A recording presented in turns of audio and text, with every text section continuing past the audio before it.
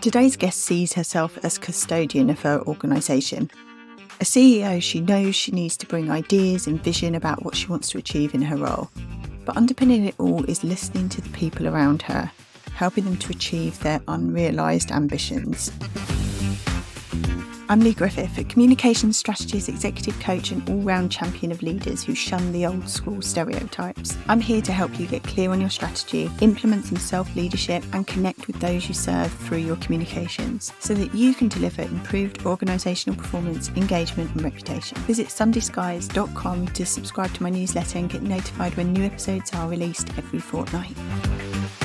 In this episode, I was delighted to talk with Sheron Carter, Chief Executive of Hexagon Housing Association. Sheron has worked in social housing and the charity sector for almost 40 years and has led several organisations. She's faced challenges, had to tackle discrimination in her career, and has been the change maker. And I think what stood out to me in our conversation is that she absolutely does this in her own way, in her own style. Enjoy.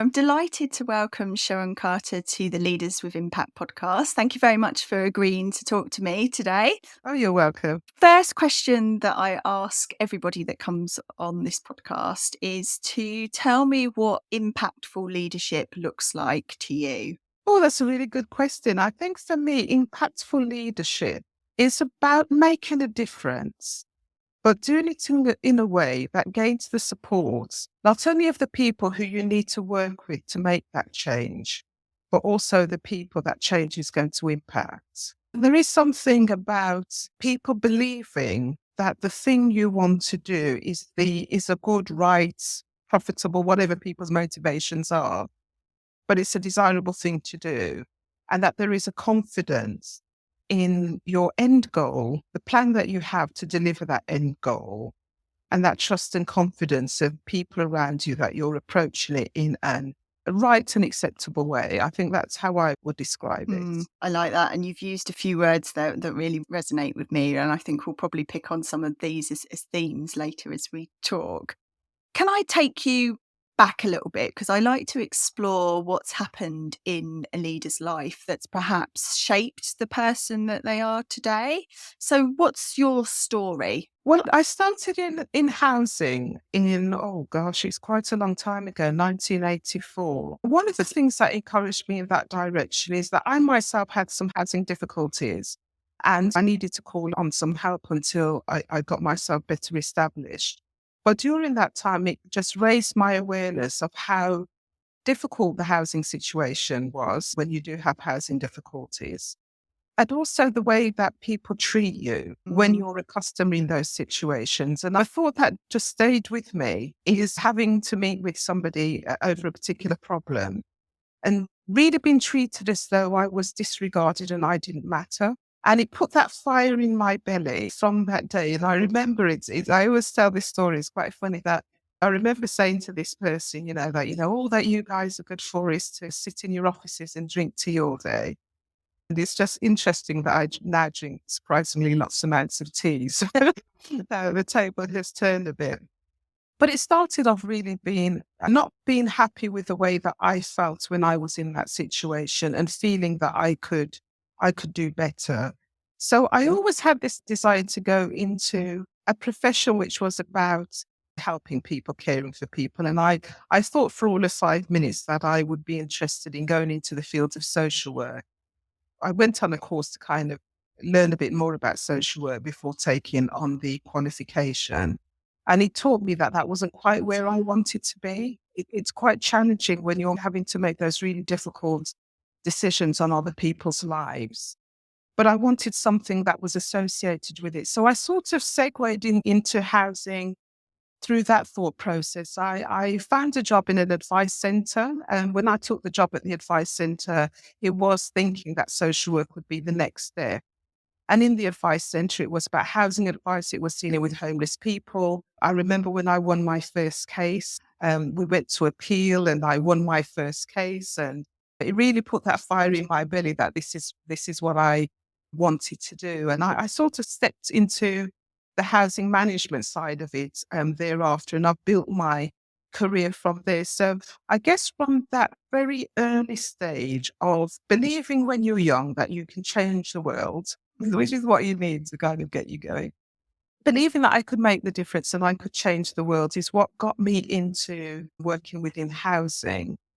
And that part of my character hasn't really changed, even when I came in housing. When there was opportunities to step up into more senior roles and to have more influence. Fortunately, I work in a sector where people support you with your further education, your training, that they will develop you.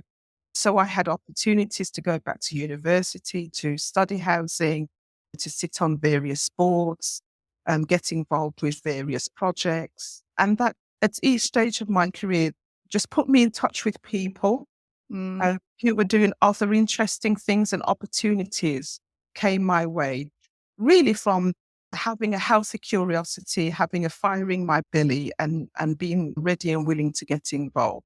And that blossomed into other opportunities. So, how do you think that those early stages, when you were, I suppose, on the receiving end of what you are now providing as a service, and that first started to ignite that spark, as you say, how do you think that's influenced how you're leading now? It influences how I want to see us deliver services. And one of the things that I kind of need to be honest about is, as time goes on and you understand the pressures more, and as you go through your career, you do make compromises as you understand those pressures more. So I can't say that we don't have customers that will also come in here and think all people do is sit down and drink tea, But the message that I give to my teams all the time is, we have to remember it is our customers that pay for our lives, that pay for our holidays. They're the ones that we need to be serving, and we need to be putting their needs first. We may not be able to do everything that our customers would like us to do, but we should always be very honest and clear about what we can do and what we can't do. And if there is something that we can't do, to look at other ways that we can support them by directing people to other services. And unfortunately, we've got a really good community investment team here at Hexagon, where if people are suffering financially, particularly in the current climate, there's a network of services that they can refer those customers onto, so that they can get support if there's something that we can't do.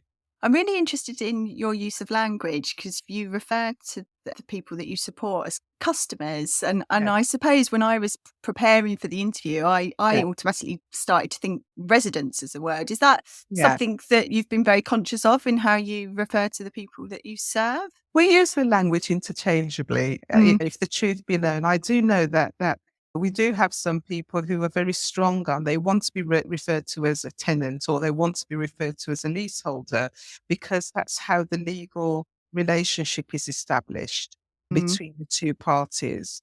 But there is something about using the language of a customer that people can relate to. So within the business, when we're talking about the culture that we want to create, when we've had some workshops when we were delivering our cultural values, we really got people to think about themselves as customers, and when they have engaged with various services and retail sector, etc., and when they've had good experiences and when they've had bad experiences, and what that looks and feels like. Uh, and to remember that in many ways, we're all customers of some sort of service. And we need to remember that when we are serving others, that there is a way that you can deliver that service, and you have to take into consideration how you can make a person feel, even in some of the most difficult situations.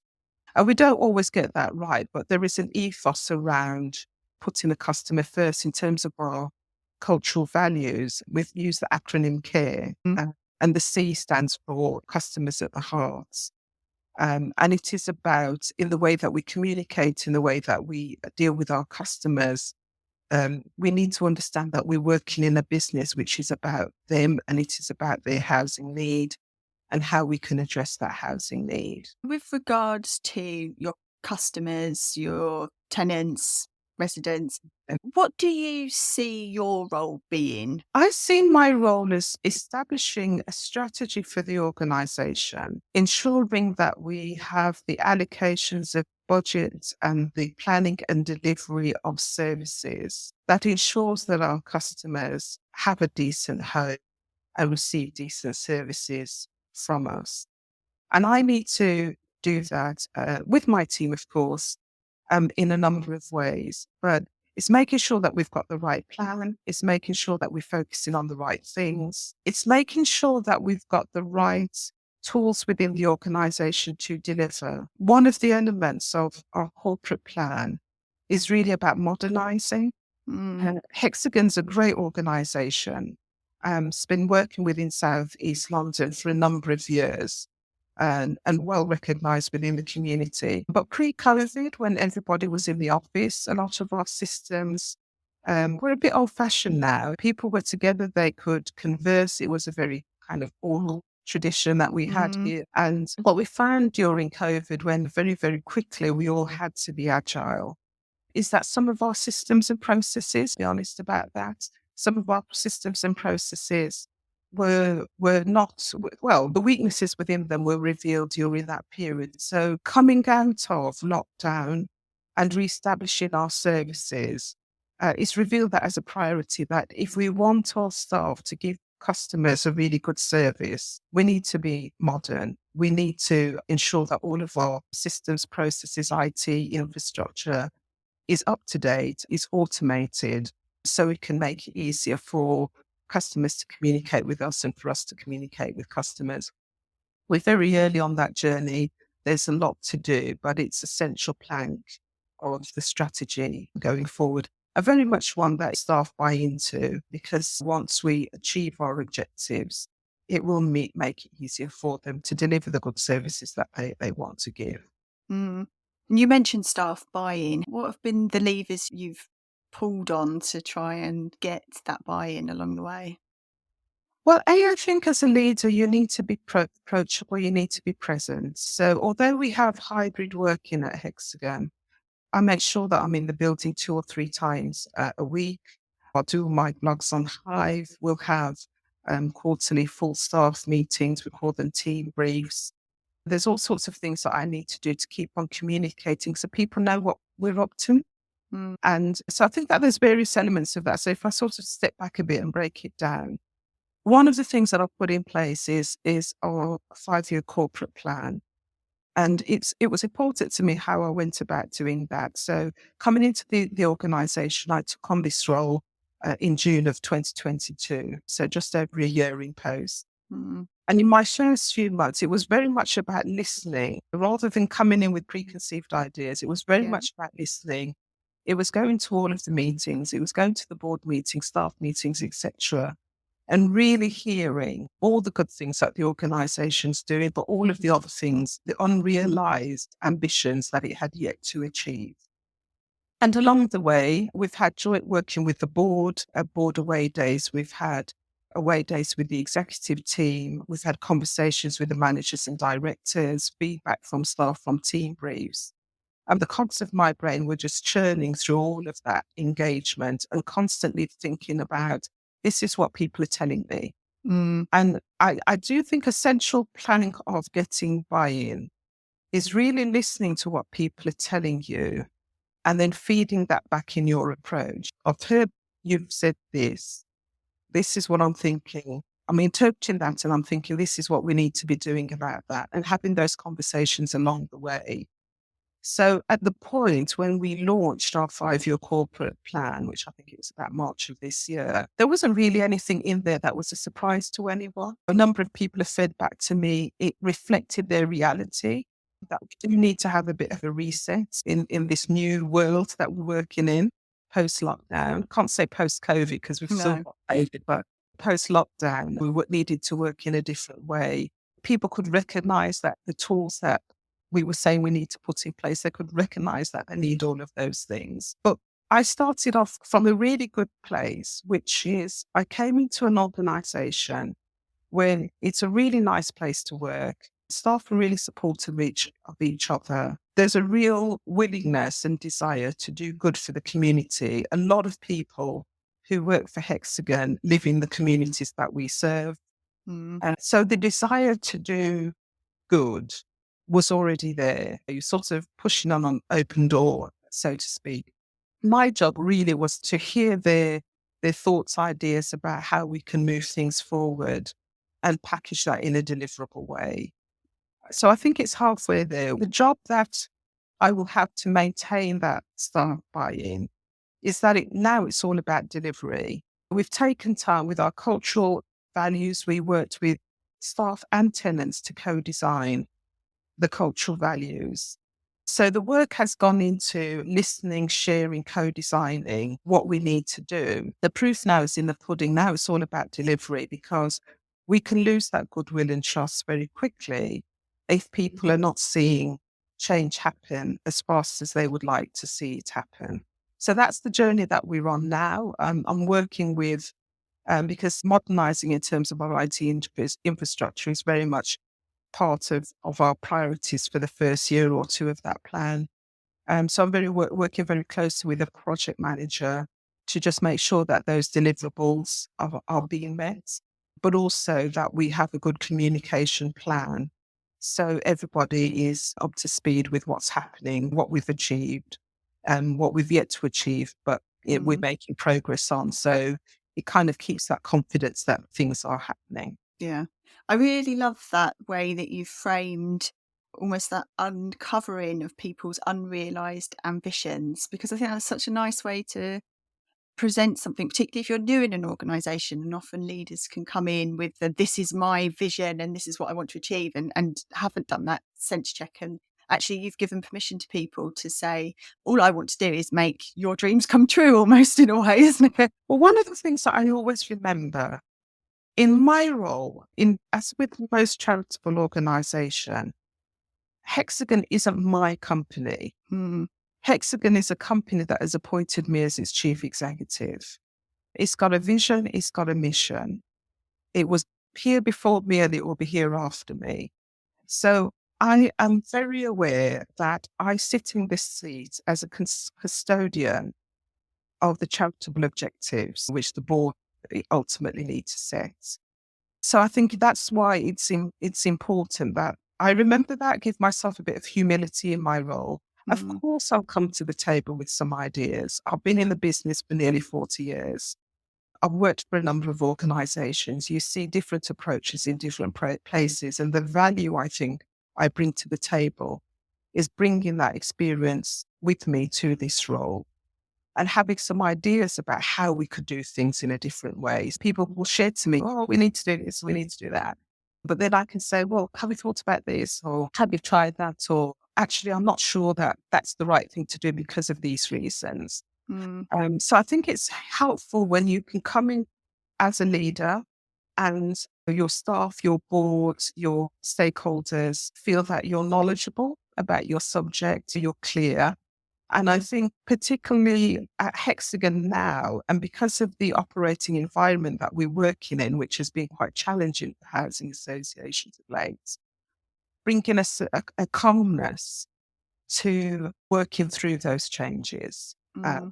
Because once you've been in the business for a while, you kind of realize that the challenges that you face, you've seen them in different places, just in slightly different ways. Yeah.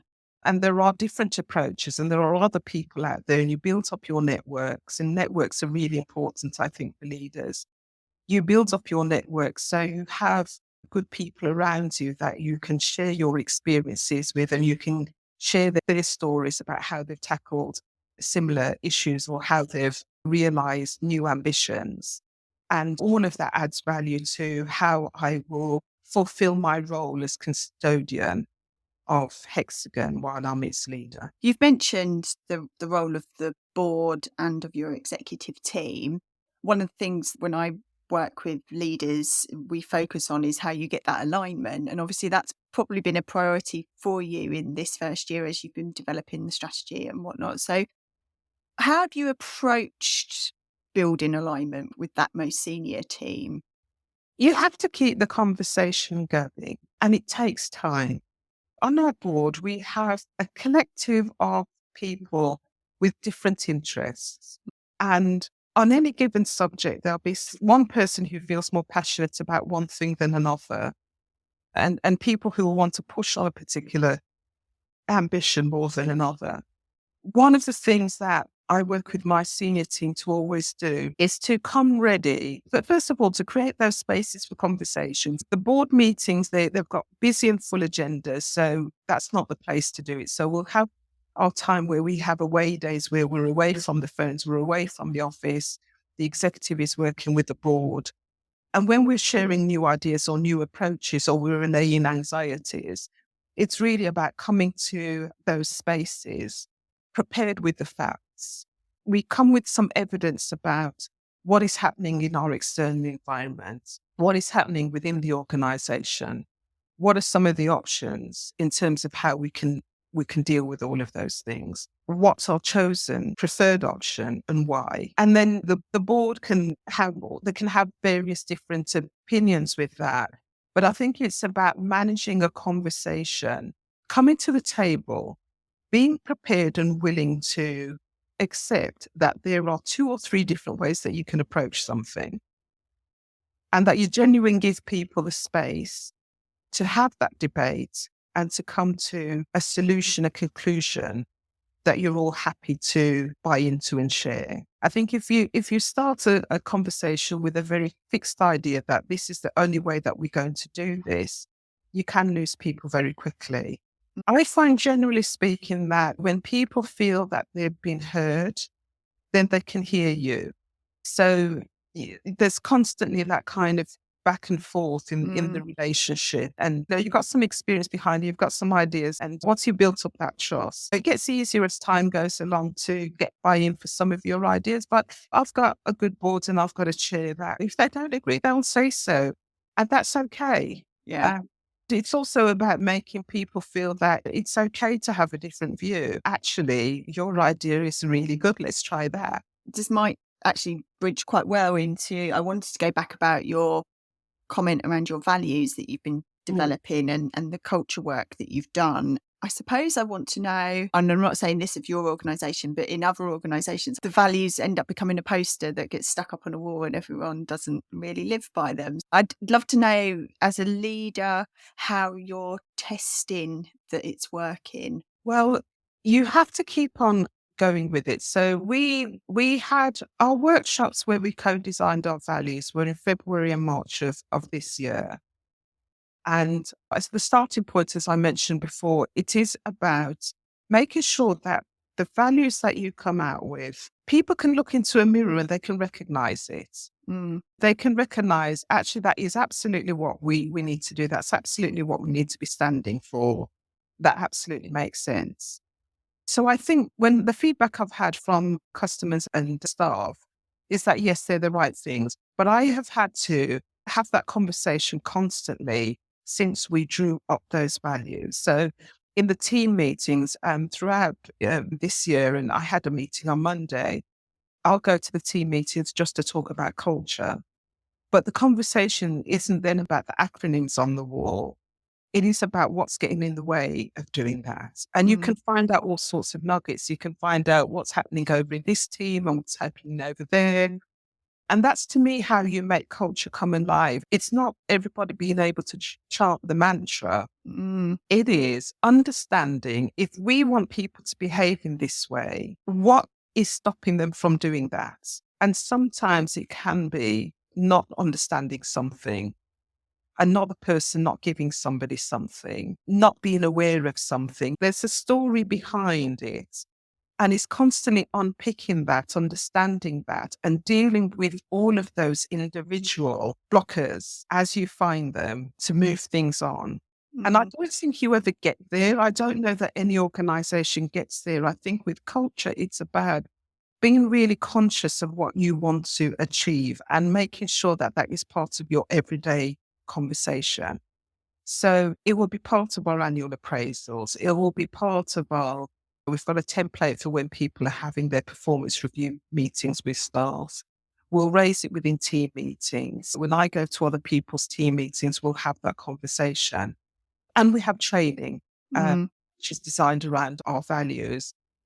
So I think it is that we have got into the steady flow of it being a routine conversation, or where we are seeing behaviors that go against it. The typical thing is that somebody has a bad day, they're really wanting to do a great job, but they feel that they're getting all sorts of pressure. They get onto the phone with a customer. The customer hasn't been very nice to them.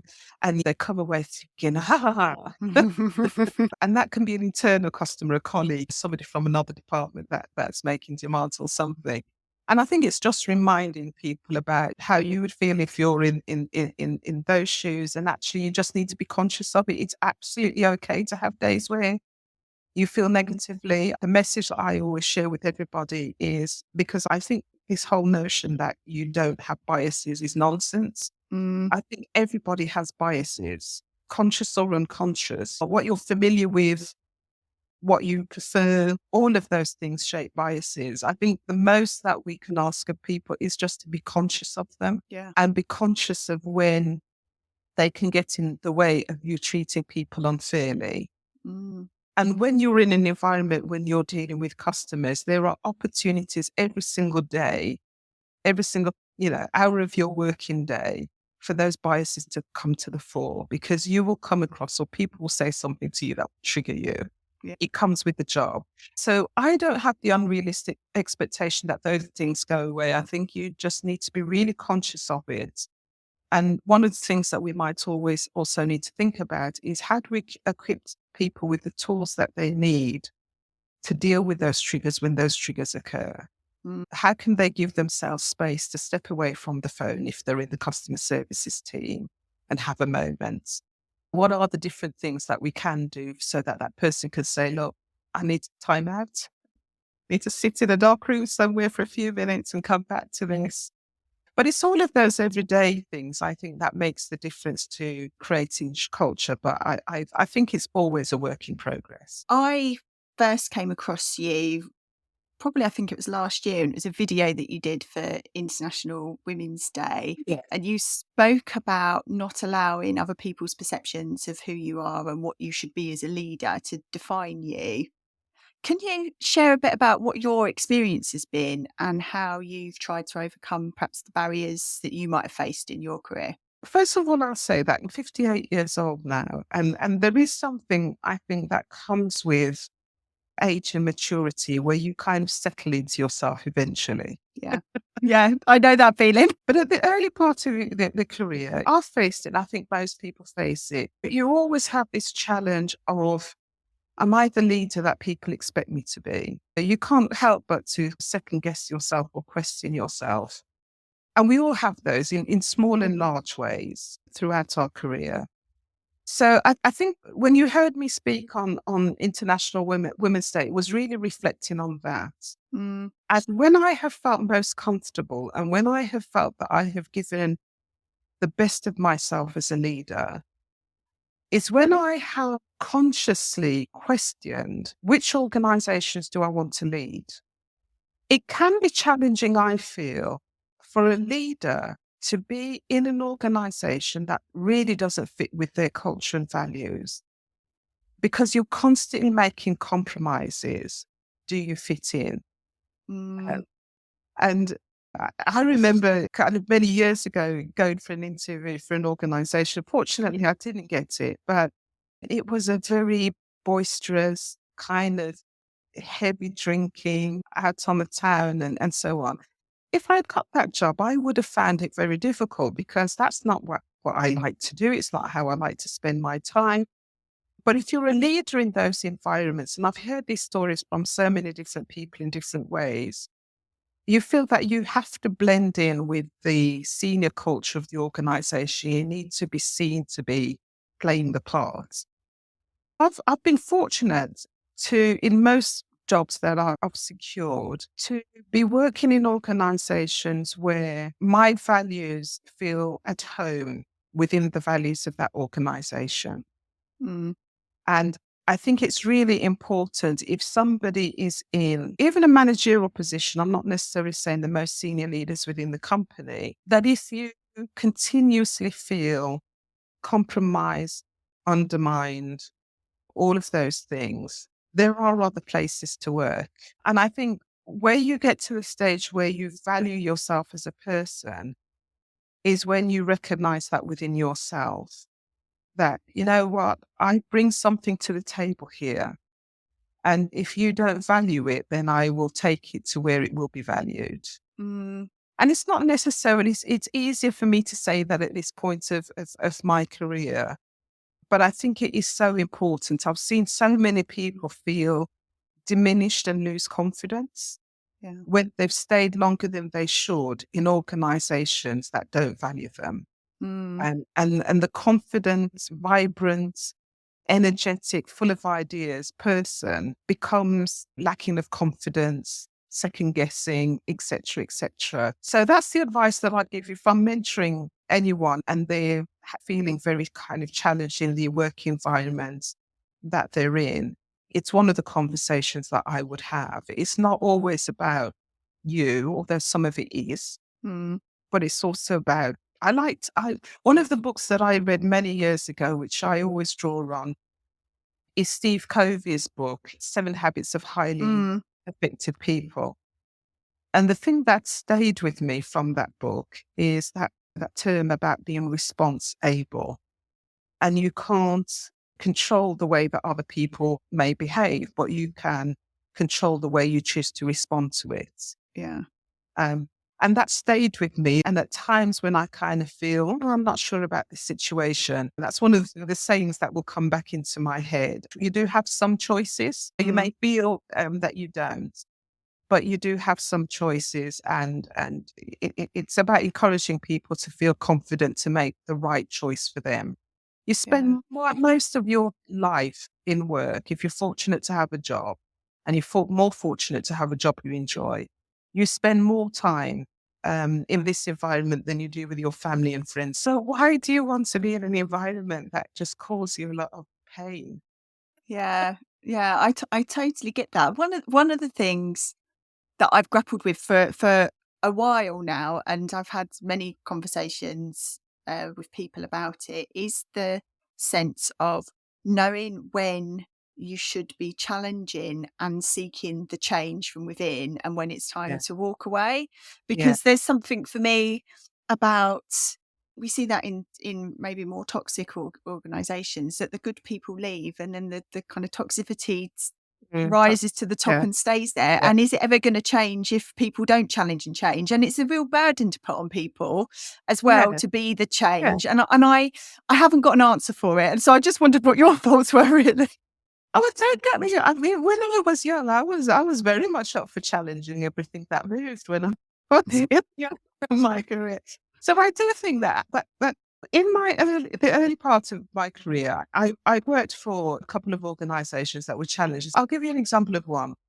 I started my career in the mid-80s. And around that time, there was a report about racism within housing.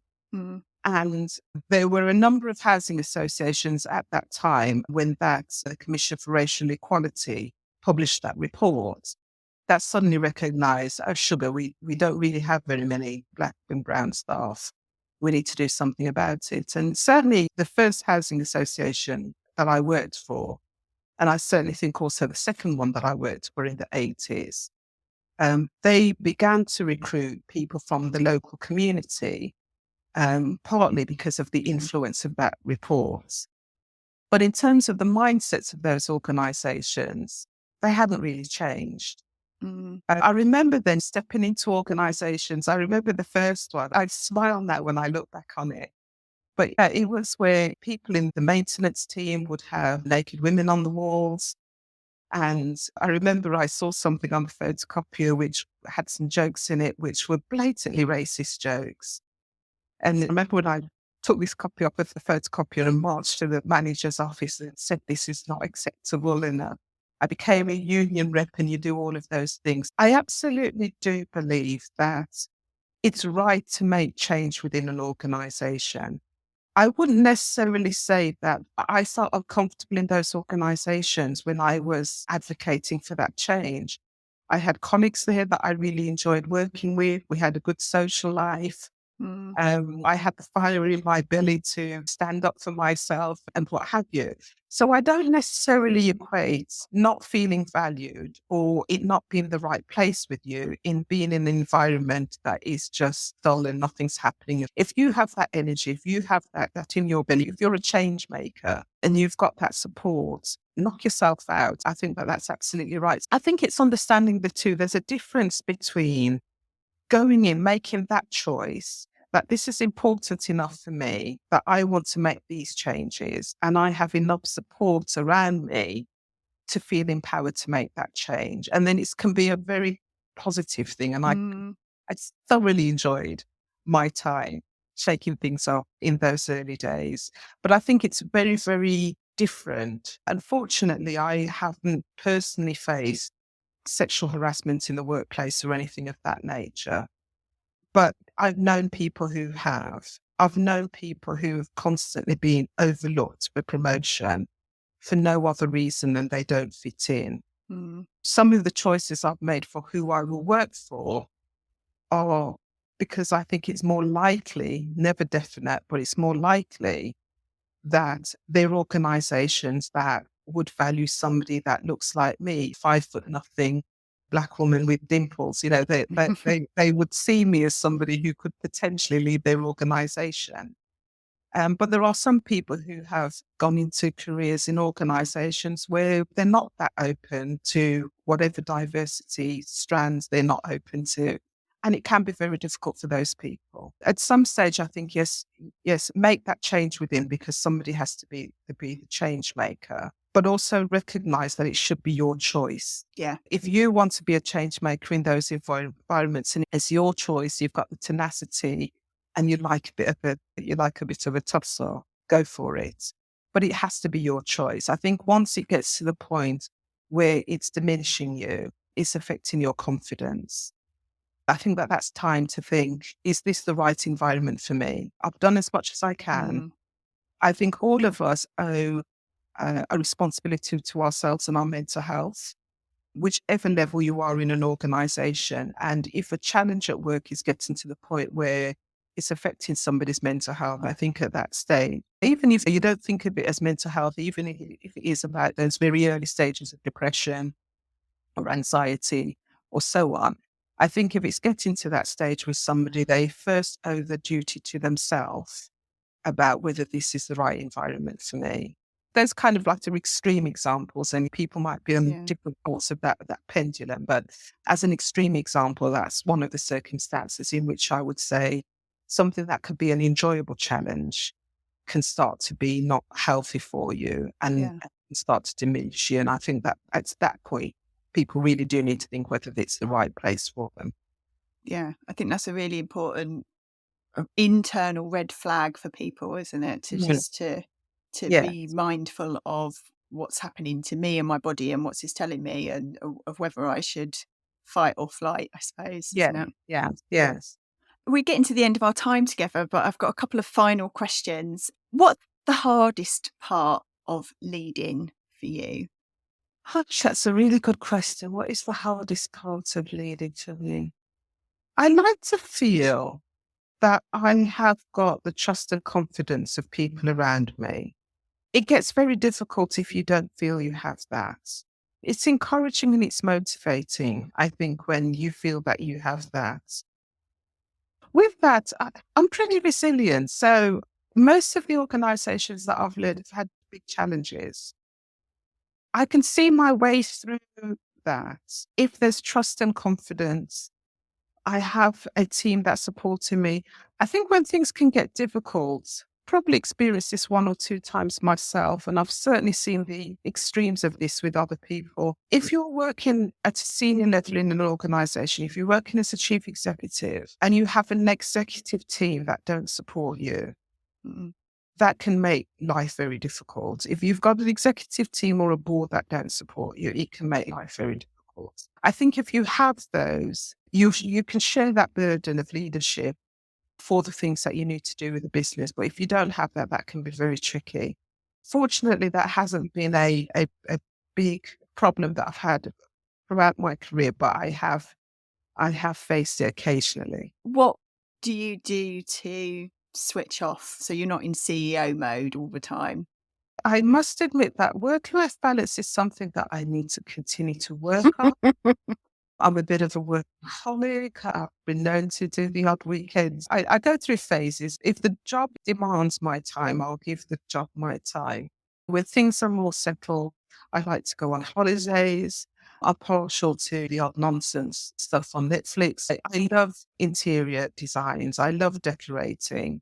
I'm always changing something in the house. Give me a paintbrush, pottering around in the garden.